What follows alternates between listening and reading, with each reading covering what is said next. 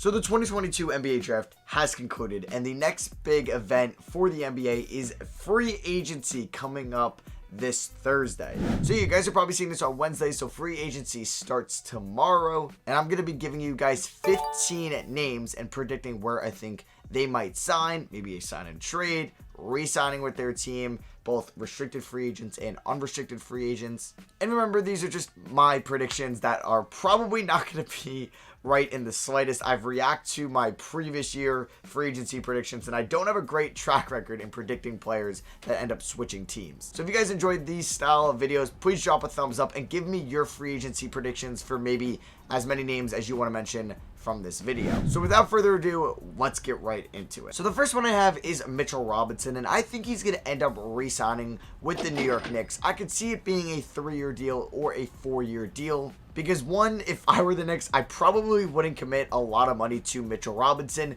But since whatever I usually want the Knicks to do, they tend to do the opposite. So I think he's going to re-sign with the Knicks. Maybe 3 years, $45 million, 4 years, $60 million. They're going to give him close to $15 million a year, when he probably shouldn't be getting that much. So the first free agency here, Mitchell Robinson, back to the Knicks. Next up, we have Kevon Looney, who I think is going to get a payday this offseason. He played so well for the Warriors in the playoffs, but the Warriors, they got to pay Steph, Clay, Draymond. They're going to re-sign Jordan Poole in a year. They're still paying Andrew Wiggins. I think, they spent the second overall pick, or I know they spent the second overall pick on James Wiseman back in 2020. He'll be their starting center, so I think Kevon Looney will leave, and I think he's going to sign with the Charlotte Hornets. They're going to do the good old draft the center in the first round, and then sign one as well in free agency. So that is my prediction, is going to be Kevon Looney to the Charlotte Hornets on, let's say, a 2-year deal, maybe worth $30 million. Sticking with the big man here, we have Bobby Portis, who can opt out of a player option, which he's 100% going to do, and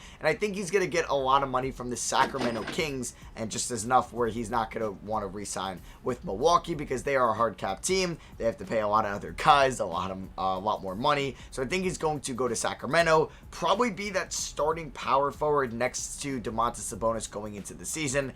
Won't really be the greatest defensive front court, but I could see it happening. And yeah, I think he gets probably a 4-year deal worth about $65 million from the Kings. I promise this is the last big man in a row, and it is going to be Yusuf Nurkic. And I think he's going to re-sign with the Portland Trail Blazers on a pretty similar deal to some of these other bigs that I mentioned. I could see 4 for 60. I could see 4 for 65, 4 for 70 since he's been there for a while. And yeah, they want to re-sign Nurkic to join him with Shaedon Sharpe, Anthony Simons, Damian Lillard, and in that front court with Jeremy Grant. Our first card on the list technically isn't a free agent right now. He's on a roster. That is Kemba Walker. We know that he was traded during the 2022 draft from New York to Detroit in a very silly move for the Knicks to clear up about $9 million.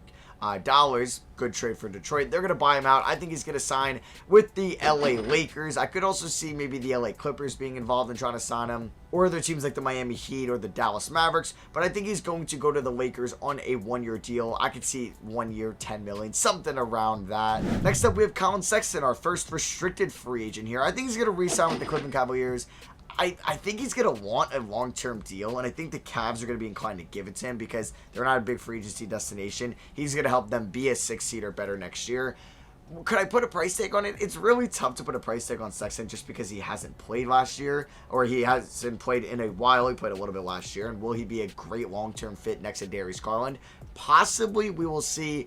I could see them kind of giving into that 4-year deal around $80+ million for Collin Sexton to return to Cleveland. They'll have Sexton in the backcourt. Probably Levert at the 3, but they do have some other options with Isaac Okoro, Ochai Agbaji now, and then we all know that they have Mobley and Jared Allen in the front court. Well, yeah, I guess also marketing can start at the 3 because they did that last year. Second restricted free agent here is Anthony Simons. Yeah, he's a restricted free agent from the 2018 class, one of the best draft classes we have seen in a while. There's just so many great players out of the lottery as well in that. I think he gets a similar deal to Sexton, probably a little bit more money from the Blazers. I could see it being like a 5-year, $125+ million deal where he gets 25 annually because they really can't afford to lose him. He's their second best offensive player at the moment. Third if you think Jeremy Grant's better, but yeah, they desperately need him next to Damian Lillard. I think they're going to give him the bag to re-sign in Portland, and he's going to be their shooting guard for a while there. Alright, so it's coming back to bite me since I did record this on Sunday, and you guys are seeing this on Wednesday the 29th. So right here, I was talking about Jalen Brunson, and on Sunday, I predicted he was still going to re-sign with the Dallas Mavericks. I thought it was just maybe smoke and mirrors with the Knicks. They wanted to get him, but he was going to ultimately re-sign with Dallas. He was going to get a similar amount. No state income tax. He gets a bigger role possibly. Or not a bigger role, but he gets to at least play for a more competitive team with Dallas. But no, it's looking like he's going to sign with the New York Knicks, so that is going to be my final prediction. The Knicks ended up trading Nerlens Noel and Alec Burks to the Detroit Pistons, along with 2 second-round picks, one of them being Detroit 2023 second, and I believe a Heat 2024 second, along with $6 million in cash to really offload those contracts so that they can go out and offer Jalen Brunson. It's looking like 4 years, $110 million, which puts him at an annual AAV of $27.5 million a year, which makes him close to a top 10 paid point guard. He's not getting paid more than Wall, Westbrook, Lillard, Curry, probably not Harden. Drew Holiday, I'm not sure about Van Vliet because he actually just got a new extension today. Kyrie Irving, so there's he's not like a top 5 paid point guard, which is good. I think Mike Conley might be technically making more money than him. Fox, Simmons, depending on what position you count him.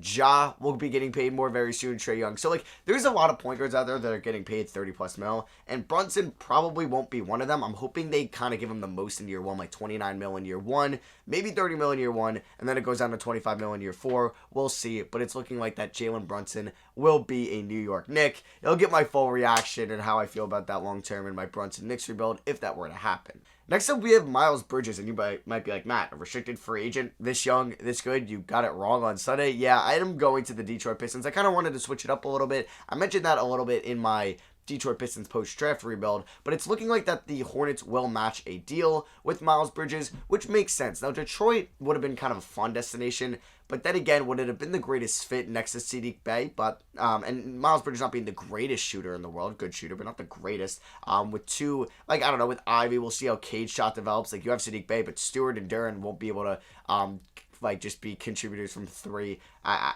don't know, the spacing wouldn't have been great. You know what I'm getting at there? So I think Miles Bridges will re-sign with Charlotte. I wonder if another team will offer him a restricted deal. Maybe Sacramento tries to get in there.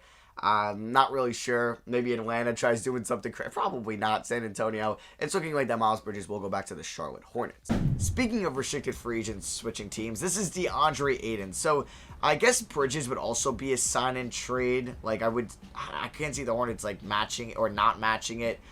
They gotta match it and then trade him just to at least get an asset, like the Pelicans, or excuse me, the Hornets did last year with Devontae Graham, got a first out of that. I mean, they messed up the Lonzo Ball, the Pelicans, and not even getting a first for him in a sign and trade when he ended up signing with Chicago. But yeah, I think DeAndre Ayton is gonna sign with the San Antonio Spurs in some type of sign and trade. Now, I don't know what player that they'd want in return. It could be a first-round pick. It could be somebody that they just recently drafted. A sign and trade with Lonnie Walker involved. I don't know if they'd want to give up Vassell, but that's probably somebody I would want if I were Phoenix. I just think that DeAndre Ayton ends up in San Antonio. Could be Jakob Poeltl in that trade as well, because I would actually love that. Say they don't move anybody involved in this projected lineup, but say you had DeJounte Murray, Devin Vassell, Keldon Johnson, Jeremy Shohan, and DeAndre Ayton. Oh my God, I would watch them every single night. You also have Blake Wesley, Malachi Branham off the bench.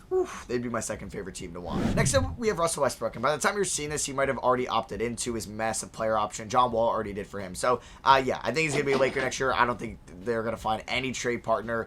Is there a chance they buy him out? Probably wouldn't really make a lot of sense to do that. So, yeah, I think he's going to be a Laker on opening night next year. Only way I don't see it is if he is traded for John Wall. That's it. That's the only trade I could see it happening for.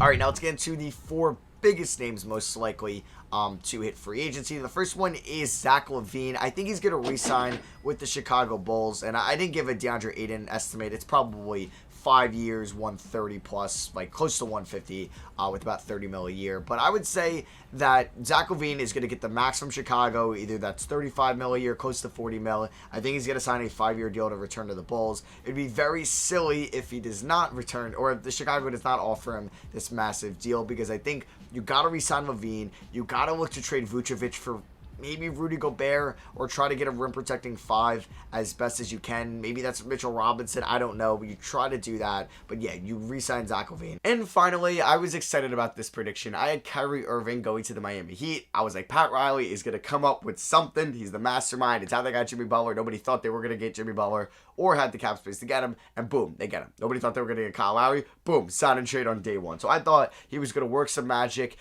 If the Lakers offer for Russ was the best offer or one of like the only offers, Kyle Lowry, Duncan Robinson, Max Strus at first would have been more than better than that Russ offer. So like they could have maybe had Kyrie, Hero, Butler, figure out your power forward spot, and then you got Bam Adebayo at the 5, and that is a finals probably favorite out of the Eastern Conference, but it's looking like that Kyrie is going to go one more year back with the Nets.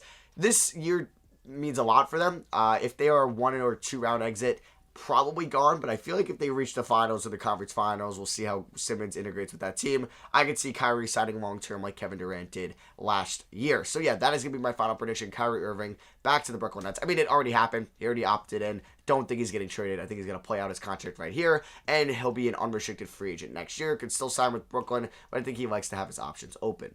I have Bradley Beal opting in to a deal with the Wizards and then getting traded to Memphis. This is also one that I didn't want to be boring with and say Bradley Beal's re-signing with the Wizards, because it's probably going to happen. He's a very loyal player, but he's got to look at this team. They're not really getting too much better around him, and I think that he's going to say, okay, it's time to trade me, and Memphis can offer a fantastic package. It can be centered around Desmond Bane and or Dylan Brooks. You have Zaire Williams in there. You have their 2 first-round picks, David Roddy, Jacob Aravia. That could be in that trade. Xavier Tillman. Like, you can get this deal done without moving Jaren Jackson Jr. So yeah, I think Bradley Beal is going to be on the Grizzlies next year. And then the biggest name is James Harden, but I do think he will re-sign with the Philadelphia 76ers, just on maybe a 2-year deal worth about probably $60 million.